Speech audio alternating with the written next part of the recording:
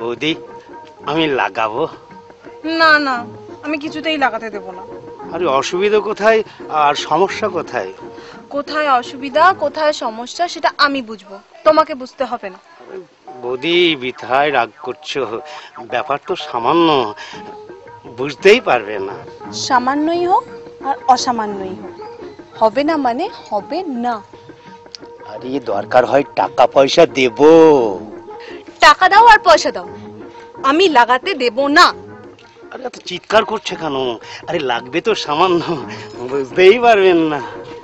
বুঝতে পারি আর না পারি, লাগাতে দেব না মানে দেব না। বৌদি কত আশা করে এসেছিলাম, নিরাশ করে দিলে। তোমরা তো আলছাল, কত বড় বড় নেতা মাফিয়া, এমনকি আমার বড় এসেছিল, তাকেও লাগাতে দিইনি। হ্যাঁ, দাদাকে লাগাতে দাওনি? কেন দাওনি বৌদি? দাদার গন্ডগোলটা কি?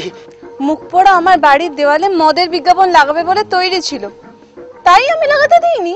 আরে আমরা মদের বিজ্ঞাপন দেব না, আমরা লালিপপ কোম্পানির হাতুড়ি মার্কা জাঙ্গিয়ার বিজ্ঞাপন দেব। জাঙ্গিয়ার বিজ্ঞাপন দাও আর ইয়ের বিজ্ঞাপন দাও, লাগানো হবে না, আসতে পারো। বৌদি একদম লাগাতে দেবে না? লাগাতে দিতে পারি, তবে একটা শর্ত। আরে শর্ত মর্ত যা বলবে কোনো আপত্তি নেই। বলছিলাম কি বৌদি, কোথায় লাগাবো, সামনে না পিছনে?